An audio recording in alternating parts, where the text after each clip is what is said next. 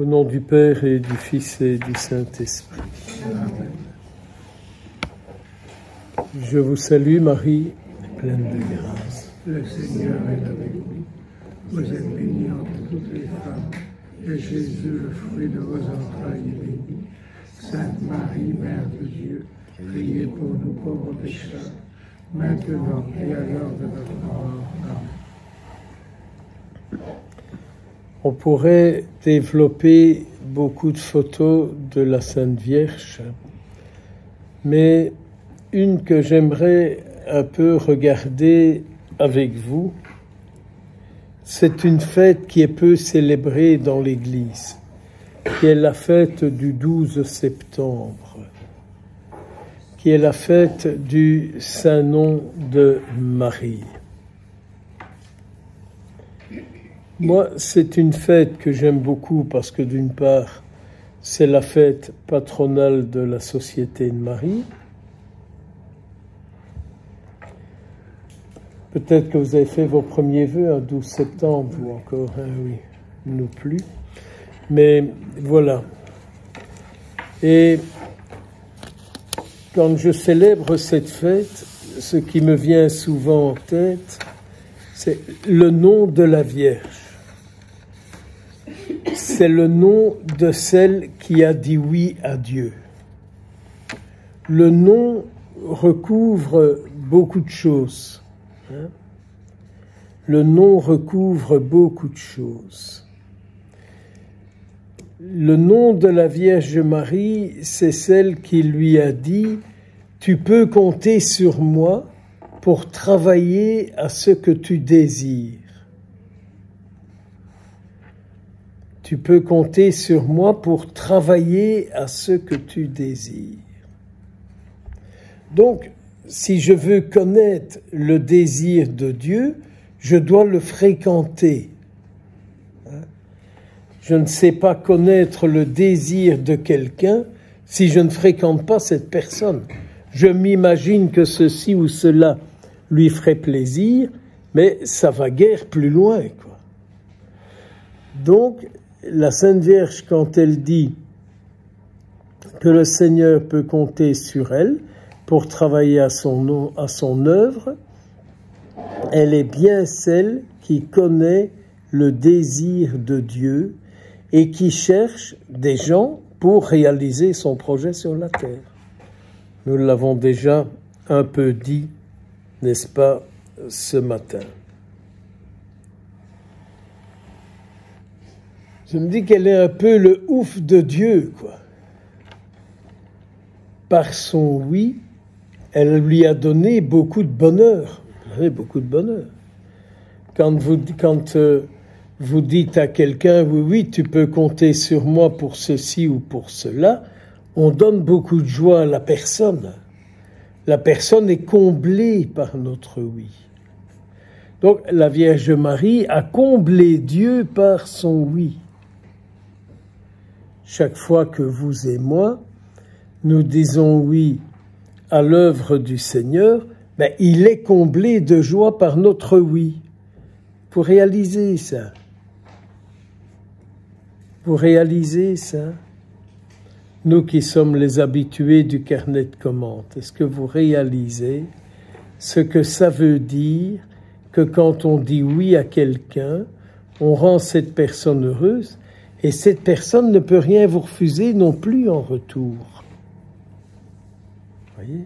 Donc en retour, il y a beaucoup de grâce accordée. Il y a beaucoup de grâce accordée. S'il vous plaît, réfléchissez, priez, pensez à ça, que tous les oui que vous donnez au Seigneur, vous le comblez de joie et en retour, il vous comblera de joie. C'est de la logique, hein. Ne croyez pas que c'est quelque chose de particulier, c'est de la logique. Je ne sais pas vous le dire autrement. Donc, c'est tout le contraire que d'être dans une spiritualité où on dit au Seigneur, fais ce que je te dis, fais ce que je te demande, accorde-moi la grâce pour ceci, la grâce pour cela. il y a un retour d'alliance à trouver. Parce que l'alliance, c'est bien l'autre est riche de moi et je suis riche de lui. Apprenons à nous mettre en situation d'alliance, en situation de communion. Et tout le reste sera donné par surcroît. C'est des choses tout à fait élémentaires.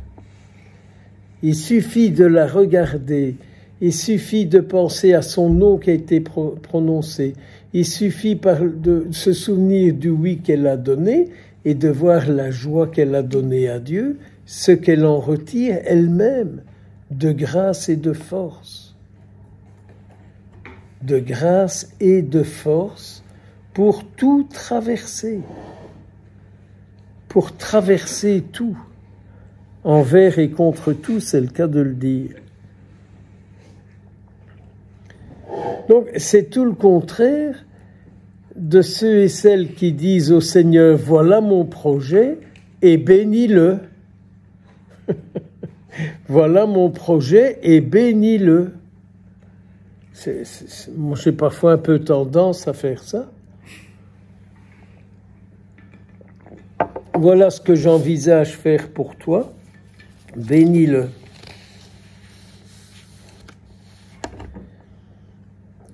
Et aujourd'hui, nous portons, vous et moi, ce grand souci, que Dieu puisse toucher les cœurs. Mais si Dieu connaît le cœur de chacun, de chacune, il sait quand même bien comment nous devrions nous y prendre pour toucher leur cœur de sa part. Et sans fréquentation, avec lui, vous n'y arriverez pas. Vous voyez, quand je vous disais ce matin, le plus beau cadeau qu'on fait à quelqu'un, c'est le mettre près d'eux. Si vous voulez que le Seigneur touche le cœur de quelqu'un, il faut fréquenter celle qui connaît son cœur et qui sait par où entrer dans le cœur de cette personne, qui sait comment toucher cette personne, comment la rejoindre, comment la rencontrer. Sinon, il faut faire des neuvaines en tempête. Et attention au grand vent, quoi.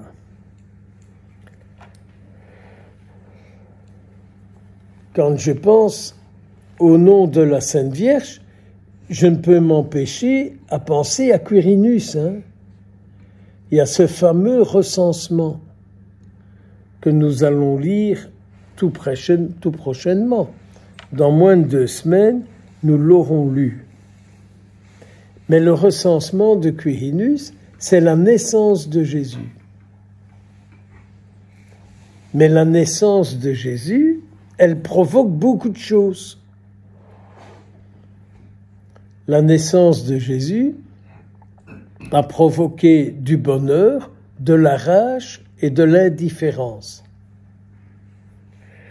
De l'indifférence, on n'a pas voulu d'eux. On n'a pas voulu d'eux, quoi. On n'a pas voulu de la naissance de Jésus. Quand j'accompagnais des groupes en Terre Sainte, on allait voir une maison palestinienne et il y avait une chère sœur qui essayait toujours de nous dire « Ah, les tables, c'était la maison la plus belle, c'était la pièce la plus belle de la maison et c'est dans celle-là que Jésus est né. » J'avais toujours envie de lui retirer sur le voile et de lui dire « On voit bien que vous n'avez pas passé du temps derrière le derrière des vaches, quoi, parce que... » Allez nettoyer une étape et après vous me direz si c'est la plus belle pièce de la maison. Au niveau du parfum, du revêtement du sol et de tout le reste. Enfin, j'ai toujours envie de dire, mais espèce d'idiote, quoi. Tu te rends pas compte de ce que tu racontes, quoi. Allez. Il est né là où ça sentait le plus mauvais possible. Ça va? Faut pas avoir peur de l'inviter là où ça ne sent pas bon, Je te dis d'aller faire une visite là, je veux bien la faire pour toi, mais est-ce que tu te rends compte de ce qui se dégage de ce lieu, de cette personne? Est-ce que tu te rends compte de ce qui se dégage d'elle? Et Jésus de dire, c'est là que je suis né, et c'est là que j'aime de prendre naissance. Parce que plus tard, il dira qu'il n'est pas venu pour les bien portants, n'est-ce pas? Qu'il est venu pour les malades, qu'il est venu pour les pécheurs. Donc, la naissance de Jésus, c'est une naissance voulue par personne dans un lieu qui n'avait pas le plus beau parfum, quoi. C'est pas du Chanel ou du Dior ou je ne sais quel Flitox de l'époque d'aujourd'hui, quoi. Donc c'est là qu'il aime d'aller. C'est là qu'il aime d'aller. Ce fameux recensement de Quirinus me fait penser à ça. Et puis me fait penser au premier qui l'accueille. Le premier qui l'accueille, ce sont ceux qui ne faisaient pas la fête. Ils n'avaient pas le droit à la fête. Mais enfin, ils pouvaient garder les moutons pour que les loups ne viennent pas les manger. Et c'est à eux que le ciel peut dire « Aujourd'hui, un sauveur vous est né ». Voyez-vous, il faut créer la condition pour qu'aujourd'hui, on puisse entendre « Pour toi, un sauveur t'est né aujourd'hui ». J'aimerais ça pour chacun de nous ici autour de la table.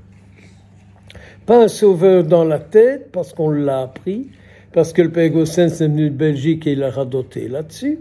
Pas ça du tout. Mais que vous, moi, nous puissions faire l'expérience de ce que ça veut dire qu'un enfant que nous allons recevoir à Noël va nous sauver.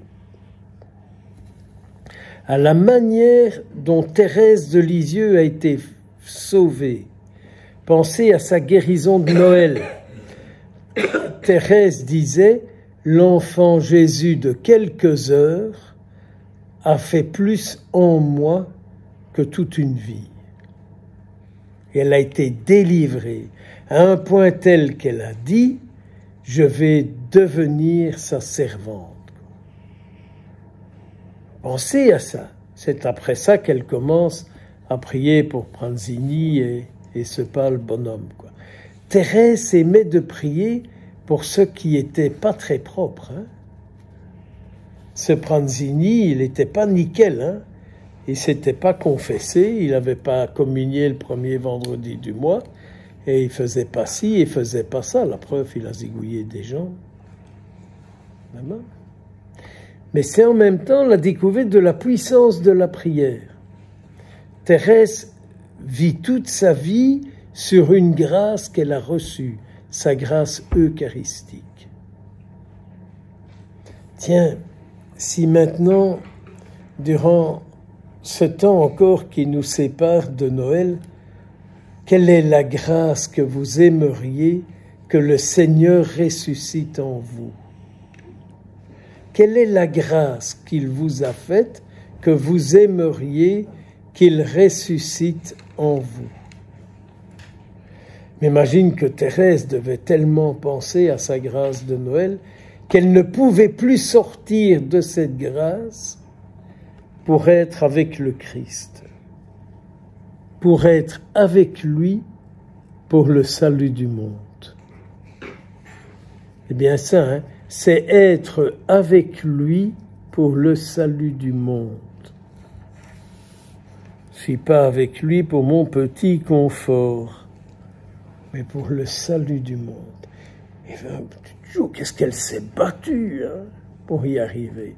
Mais qu'est-ce qu'elle a dû se battre, hein, convaincre son père, convaincre son oncle qui n'était pas n'importe qui, convaincre ses monseigneurs, convaincre les supérieurs du Carmel, convaincre les sœurs, jusqu'à en parler à Léon XIII. Tout ça pour dire, voilà ce que je veux faire de ma vie. Il faut se battre, hein, pour avoir une vie toute donnée au Seigneur. il faut se battre. Il faut se battre. Quand on a vraiment reçu cet appel, hein, on remue ciel et terre pour y arriver. Et ça, c'est aussi la naissance de Jésus. Hein. C'est la visite des mages. Il ne manquait pas de fric. Il ne manquait pas d'intelligence. Il leur manquait le Sauveur de Dieu. Il leur manquait cette rencontre avec le Sauveur de Dieu. Il faut travailler hein, spirituellement pour en arriver là. Il faut travailler, il faut se mettre en route, il faut chercher, il faut abandonner, il faut questionner pour rencontrer aujourd'hui le Sauveur de Dieu. Et quand on l'a rencontré, on repart par un autre chemin. Nous, on trouve que c'est beau d'entendre dans l'Évangile hein, qu'ils sont partis par un autre chemin, qu'ils ne sont pas retournés chez Hérode, et on trouve ça très beau. Oui, bien sûr, c'est très beau. Qu'est-ce que ça veut dire pour moi? Sinon, vous lisez une carte souvenir. Hein. Or, on lit ce qui s'est passé aujourd'hui. Ce qui se passe aujourd'hui. Je me suis mis en route. C'est tout le temps liturgique de l'Avent. Hein.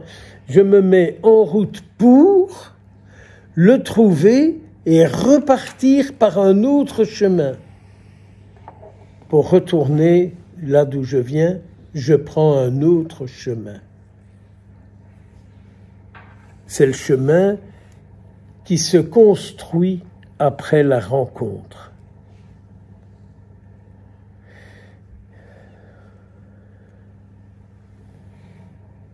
Un oui fait qu'il n'est plus possible de l'abandonner.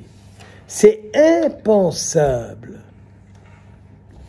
Si vous saviez ce que j'ai déjà pesté sur les chrétiens, si vous savez ce que j'ai déjà pesté sur les institutions, sur le pape, les évêques, les curés, les bonnes sœurs, les religieux de la Société de Marie et plein d'autres mondes, mais il ne m'est pas possible d'abandonner Jésus. Il ne m'est pas possible de l'abandonner. C'est pas la messe, c'est pas une prière tous les jours, matin, midi et soir. Non, c'est une impossibilité de l'abandonner. C'est impossible. Allez, pourriez-vous vivre sans lui? Mais pourriez-vous vivre sans lui? Moi pas, même s'il fait pas ce que je dis, et oui c'est vrai, il fait pas ce que je dis, flûte, mais vous voyez, une impossibilité, quoi. C'est une impossibilité, quoi. Et vous ne croyez pas, n'allez jamais croire que ça me rend la vie si facile que ça. Hein. Parfois je me dis, c'était moins fou quand je travaillais à l'hôpital, hein, quand je travaillais en psychiatrie. C'était moins fou. Pour moi, c'était clair. Là. Voilà. Alors, c'est terrible, cette histoire de ce recensement. C'est terrible, cette naissance. C'est terrible, cette visite des bergers, des mages. Et puis, ce cinglé, quoi, qui en zigouille toute une série pour lui, quoi. Tellement qu'il a peur qu'on le prenne. Terrible, hein, les cinglés, le mal qu'ils peuvent faire. Et puis, quand je pense à Saint Joseph, il s'est mis en route, hein. Il a abandonné les commandes qu'il avait dans son entreprise. Il a fermé la porte de l'atelier. Je crois qu'à l'époque, Vérissure n'était pas sorti pour mettre une alarme. Hein. Vous savez, pour accomplir l'œuvre de Dieu, il faut en abandonner des choses. Hein. Mais pour que Dieu agisse en moi, que dois-je abandonner? Mais Seigneur, que dois-je abandonner pour que tu sois mon tout? Qu'est-ce que je dois abandonner pour que tu sois mon tout? Que ma vie soit toute toi. C'est pas toute à toi, hein, mais toute toi. Que ma vie soit toute toi.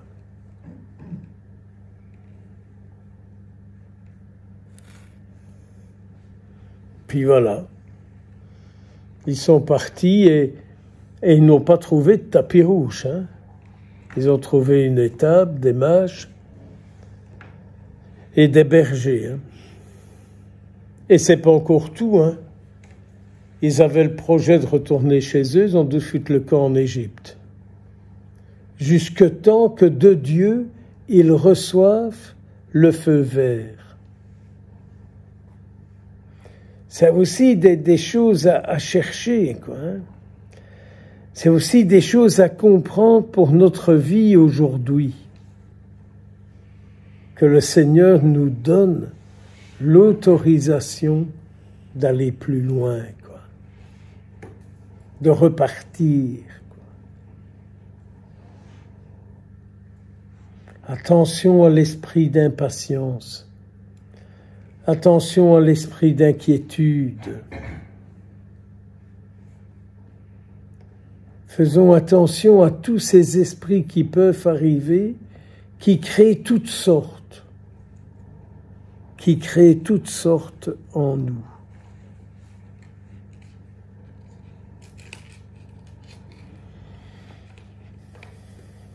Quand nous sommes dans l'inconnu, quand nous sommes dans les peurs, quel est le nom auquel je fais appel? Vers qui je crie? Quand je ne comprends pas, quand je ne vois pas, mais je suis quand même bien obligé de faire. Je ne comprends pas, mais je suis quand même bien obligé de faire, de me mettre en route.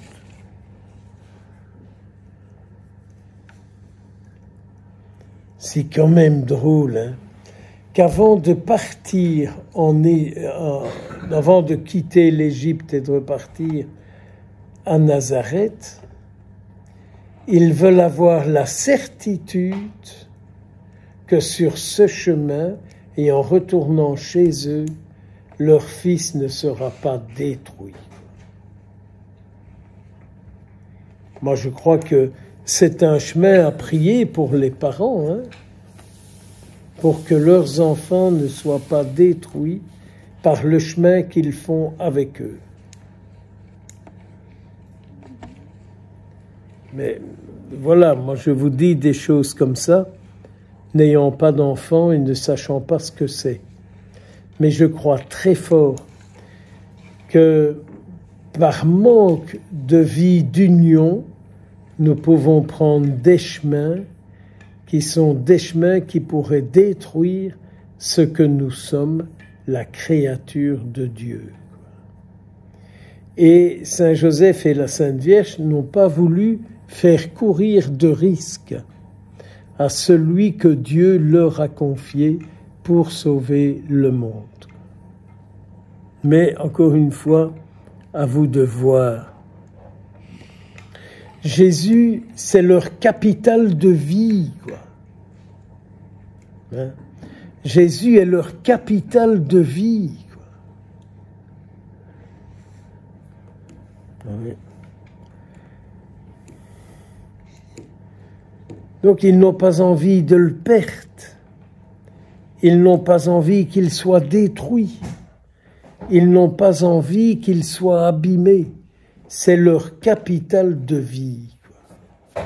C'est comme ça qu'il est en vous. Moi, en vous le disant, je me dis que j'ai du mal à lui dire « tu es mon capital de vie hein ». Je regarde tellement souvent sur mon compte si j'ai assez pour aller jusqu'à la fin du mois quand même. C'est comme ça. Mais mon capital de vie, c'est ce que je ne veux pas perdre. et que je veux faire fructifier. Et ça, aujourd'hui, les gens font ça, hein? Leur capital intellectuel, leur capital physique, psychologique, mais peu leur capital spirituel. Renseignez-vous autour de vous pour voir s'il y a beaucoup d'âmes, beaucoup de femmes qui consacrent du temps pour faire fructifier leur capital spirituel. Oui, aller à une conférence, un machin du père bidule, de la sœur machin ou de monsieur truc, pour apprendre. Pour apprendre.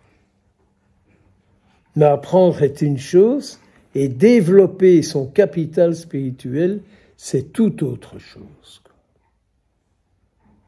Ah ben Seigneur, c'est beau, hein, tout ce que tu nous fais découvrir.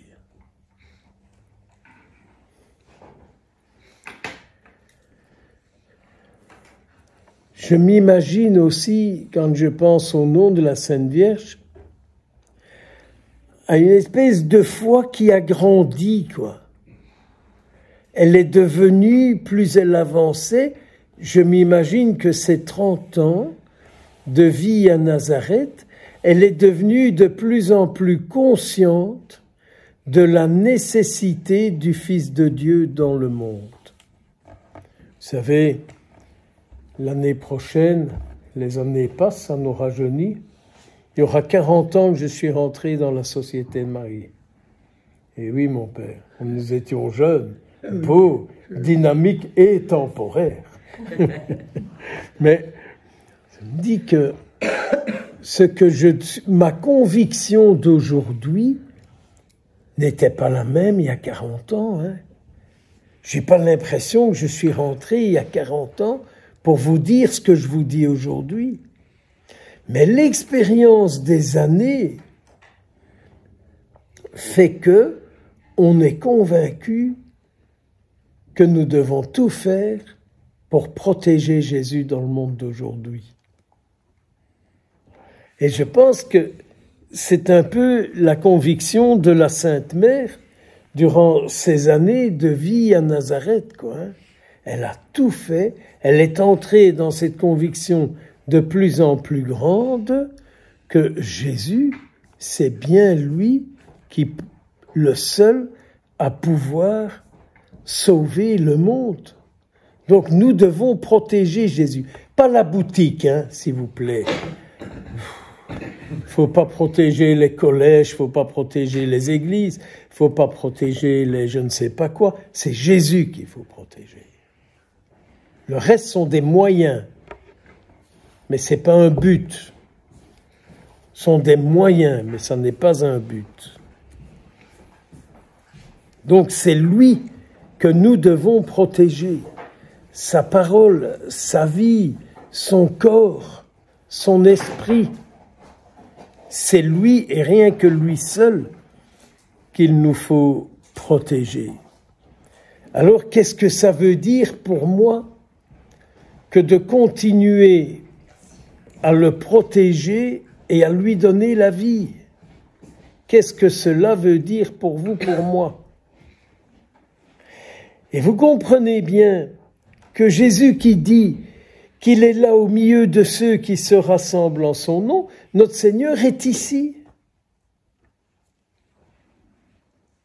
Et que donc, parce que vous écoutez, parce qu'on entend, parce qu'on retient, il œuvre en nous. Vous vous rendez pas compte de ça, ni moi non plus. Mais je suis convaincu qu'il entre en nous et qu'il œuvre en nous, en moi, en vous. Il œuvre, il travaille, il agit pour qu'il ne nous quitte pas et qu'il soit toujours avec nous.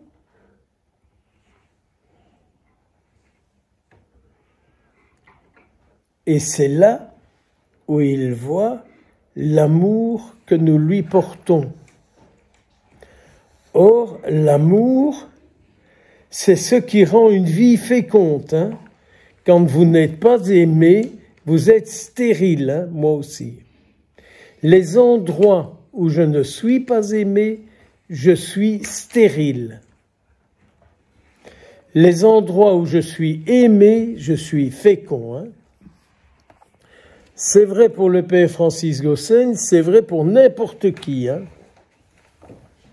C'est vrai pour n'importe qui. Hein. Vous voyez, les paroisses où je vais, où je suis accueilli, j'ai une vie féconde. Là où je suis regardé avec Notre-Dame de toutes les méfiances, c'est Tintin et Milou à boire derrière. Hein. Ça vous fait rire. Hein. Non mais, voyez, donc c'est une question d'amour. Parce qu'aujourd'hui, je ne suis pas sûr qu'on soit assez clair dans cette question d'amour. Hein. Parce que j'aime mon téléphone, j'aime mon pull, j'aime mes lunettes, j'aime mes chaussures parce que je suis bien dedans, j'aime le chocolat, et tout est sur le même pied. Hein. Or, quand je dis « j'aime Jésus », je fais tout pour le rendre vivant et présent. Celui que j'aime, je le rends vivant et présent. Et si celui que j'aime, je le rends présent et vivant, je lui promets d'être, d'agir, de penser et de tout le reste. Et je pense, il me semble, que nous devrions arriver à être comme ça vis-à-vis de Jésus. Je l'aime de telle manière que je le rends présent. Que je le rends présent. Sinon, on va y mettre des règles. Hein. On ne peut pas célébrer comme ça, on doit célébrer comme ça, et on ne peut pas dire comme ceci, on ne peut pas dire comme cela. Hein. C'est pas de l'amour, ça. C'est des règles, c'est des lois qui ont une valeur. Mais il faut quand même regarder à ce que tout cela donne la vie.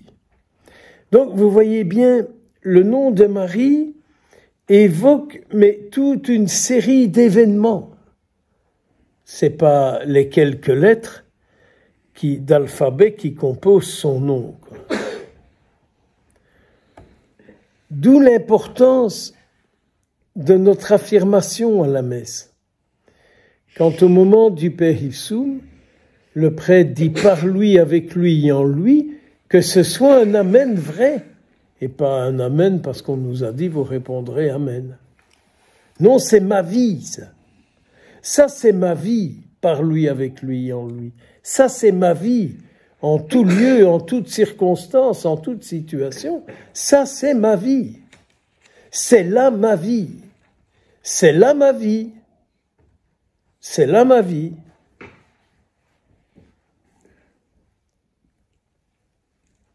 Quand je faisais des techniques, que j'avais 12 ans, 13 ans, c'était à Nivelles, aux arts et métiers de Nivelles, l'abbé Lemans qui nous donnait le cours de religion, qu'est-ce qu'il a insisté là-dessus?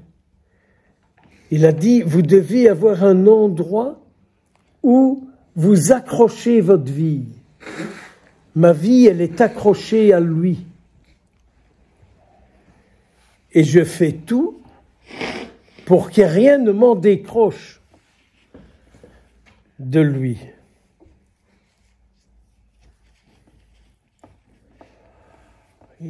Je ne vais pas longtemps revenir sur les noces de Cana. On en a parlé ce matin, mais je dis que ils étaient attachés à elle. Ils étaient attachés à elle, peut-être par sa relation avec lui. Les gens sentent quand c'est juste. Et les gens sentent quand c'est pas juste. Les gens sentent si c'est bon. Ils sentent si c'est pas bon. Les gens sont pas idiots, hein. Et donc, ils ont dû remarquer ça, que là, il y avait quelque chose de vraiment très particulier, qu'il faisait bon de connaître. Vous voyez, l'intimité entre elle et lui, lui et elle. Ça va être un peu le coup d'entrer dans cette intimité. Et et de voir cette intimité de 30 ans, ce qu'elle a pu être. Vous allez me dire, on n'en sait rien, c'est vrai. Ça nous permet de tout imaginer. Parce que ça nous permet de tout imaginer, car on sait ce qu'est la vie au quotidien. Imaginez-vous leur vie au quotidien, du levant au couchant, avec ce qui fait la vie de chaque jour, avec ses horaires, ses rythmes, ses traditions, ses points forts, ce qui rend une famille solide, ce qui rend une famille unie, ce qui permet à une famille de vivre, ce qui permet à une famille de tenir ensemble, ce qui permet à une famille de se respecter, ce qui permet à une famille de ne pas peser les uns sur les autres, parce que je sais pour l'autre. Voyez, si maintenant vous transposez ça à la vie de 3 Nazareth, et que vous essayez de comprendre pourquoi vous auriez envie de les inviter dans votre famille.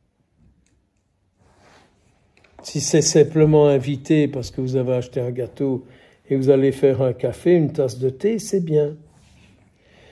Mais si vous les écoutez parce que vous vous rendez compte que tel aspect n'est pas sain et qu'il est destructeur, ils peuvent venir assainir tout ça. Vous voyez, vers où je regarde pour puiser la vie. Mon regard correspond à mon désir intérieur.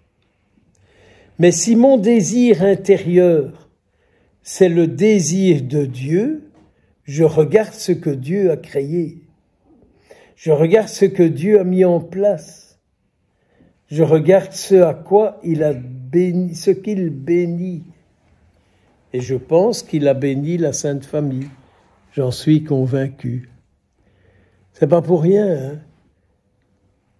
Le dimanche qui suit Noël, on fête la Sainte Famille. Vous voyez, c'est pas simplement une fête liturgique pour dire « Ah, ils étaient revenus tous les 3 à Nazareth, ils leur étaient soumis et sa mère gardait tout ça dans son cœur. » Bien sûr, là on est dans la carte anniversaire.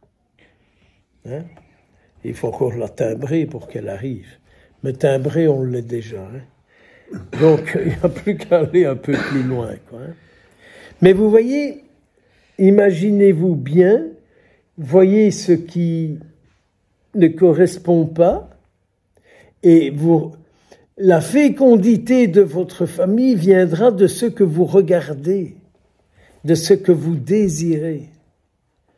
Alors que ce ne soit pas accepté quand vous l'offrez, tant pis, mais vous l'aurez au moins offert. Si ça n'est pas accepté, c'est pas accepté, tant pis. Mais au moins vous l'aurez offert, au moins vous l'aurez proposé, quoi.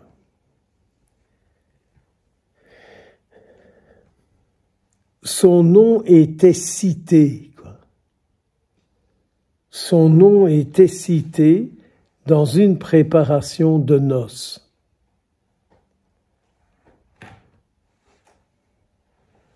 On cite, si vous organisez des noces, on cite des noms. Quels sont les noms qu'on cite et pourquoi? Je m'imagine que son nom a été cité pour une réussite. Et une réussite selon qui? Pas selon le monde. Quand on cite le nom de Marie, on cite le nom pour une réussite selon le cœur de Dieu, selon la volonté, selon le désir de Dieu. C'est bien pour ça qu'on cite le nom de la Vierge Marie à Cana. Et donc, quand on parle de quelqu'un, la manière dont on parle de la personne dit ce qu'elle est pour nous. quand on parle de quelqu'un, la manière dont vous et moi nous parlons de celui ou celle que nous citons dit quelque chose de ce qu'est la personne dans notre intérieur, dans notre âme, dans notre esprit, dans notre pensée, dans notre cœur, et tout le reste avec, quoi. Et tout le reste avec. Vous voyez, c'est interminable cet album photo. Mais il est interminable cet album photo. Moi, je trouve beaucoup de bonheur à méditer ça, que je sois en voiture ou autre chose, ou en vous le partageant comme à vous. J'aime beaucoup de méditer ces regards que je pose sur la Vierge Marie, et à travers les regards que je pose sur elle, de la comprendre. Et quand je la comprends, je comprends le projet de Dieu. Il faut comprendre le projet de Dieu sur vous, personnellement, sur ceux que vous portez dans vos cœurs, sur ceux qui sont dans vos cœurs que vous n'appréciez pas, mais qui sont là quand même. Mais on a cet hymne qui m'a toujours impressionné au bréviaire, où il est dit « Vous avez une foule immense en vous ». Alors il y a toujours beaucoup de monde à la messe, hein. Même s'il n'y a que 10 personnes, additionner les 10 personnes, plus tous ceux qu'elle porte en elle, et toutes ces situations, et toutes ces attentes, et tous ces désirs, et tous ces rejets, et toutes les condamnations, et toutes les espérances. Vous voyez un peu ce qui arrive à la messe. C'est beau, vous savez. C'est vraiment très beau.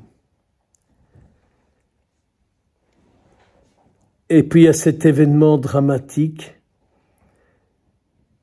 où elle est là, l'arrestation, événement dramatique. Je vous disais ce matin, elle est confrontée à la réalité du pécheur. Elle est confrontée à la réalité de ce qu'est la jalousie, de ce qu'est la méchanceté, de ce qu'est l'envie, de ce qu'est la non-reconnaissance, tout ce que j'ai fait pour eux. Quand on entend ces expressions-là, des parents ou d'autres qui disent « mais tout ce que j'ai fait pour eux ». Et que je pense à la Sainte Vierge sur le chemin de croix, quand elle regarde Jésus, elle doit se dire « mais tout ce qu'il a fait pour tous ceux qui sont là ». Mais tout ce qu'il a fait pour eux, quoi. Et le voilà seul, abandonné, rejeté, condamné, humilié, quoi. Et elle se rend compte aussi jusqu'où peut aller l'être humain quand il en a marre de quelqu'un. Je ne vous souhaite pas de faire l'expérience de ce que c'est que d'être rejeté.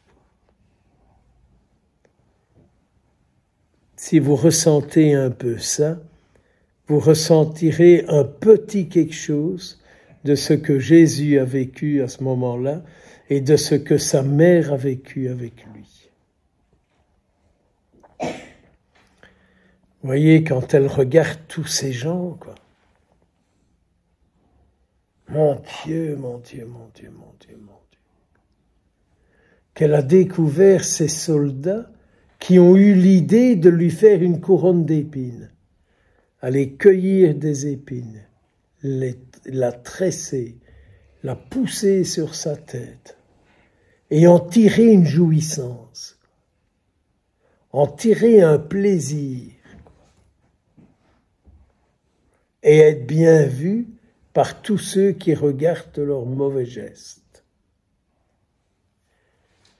Imaginez-vous un peu ce qu'elle fait comme découverte.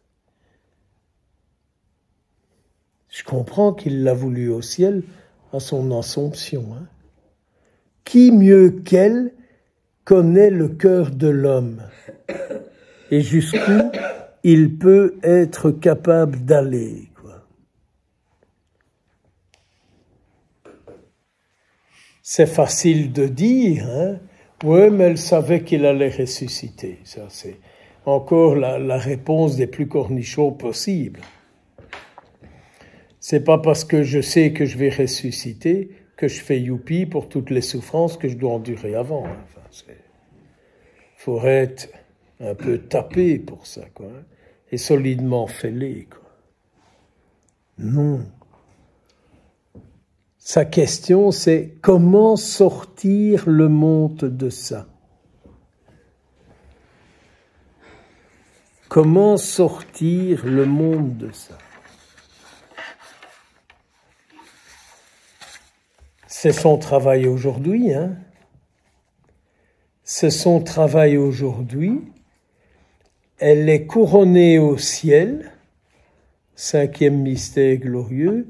Elle est couronnée au ciel, et par son couronnement, toute l'armée du ciel, me semble-t-il, lui disent « Je suis le serviteur, je suis la servante du Seigneur ».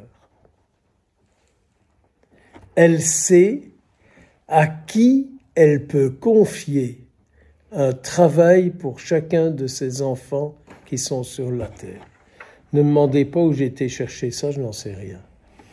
Mais je suis convaincu qu'elle sait auquel de ses enfants elle peut confier une mission pour la terre. Imagine qu'elle doit dire à mon saint patron, c'est pas le jour où tu dois aller le voir. C'est pas le bon moment. Ou peut-être le jour où elle lui dit, il dort, vas-y, il se laissera faire. Quand elle envoie notre ange gardien ou notre saint patron ou quelqu'un d'autre, parce qu'elle sait qu'au fond, on a envie d'être quitte de ça ou de ça. Et qu'elle sait, elle, le moment où elle peut envoyer, je vous le répète, l'ange gardien, le saint patron, ou un saint ou une sainte avec lequel on est en bon terme, qu'on sait qu'il sera accueilli s'il vient nous visiter. Vous savez bien comme moi, il y a des gens qu'on reçoit par obligation et il y a des gens qu'on reçoit par amour. Hein. Et ceux qu'on reçoit par obligation, on fait belle figure parce qu'on a bien été éduqués, quoi. Mais les autres, quand ils sont accueillis avec amour, c'est tout autre chose. Hein. On le sent, hein. On le sent si on est le bienvenu. C'est formidable. C'est formidable. Alors voilà, il y a 50 minutes que je vous raconte mes affaires. On va demander au Seigneur de venir nous bénir. Et comme ça, on peut prendre un petit temps d'échange avant de dire à Jésus, tu peux venir, nous sommes prêts. Tu peux venir, nous sommes prêts. C'est ce que nous lui disons à chaque Eucharistie. Et je suis venu pour que tu viennes. Et je suis venu pour te reprendre avec moi. Hein, quand on va à l'Eucharistie, c'est bien ça qu'on lui dit. Hein. Je suis venu pour que tu viennes. Et je te reprendrai avec moi. C'est pour ça que je t'écoute et c'est pour ça que je communie. Allez, courage, au nom du Père, du Fils et du Saint-Esprit.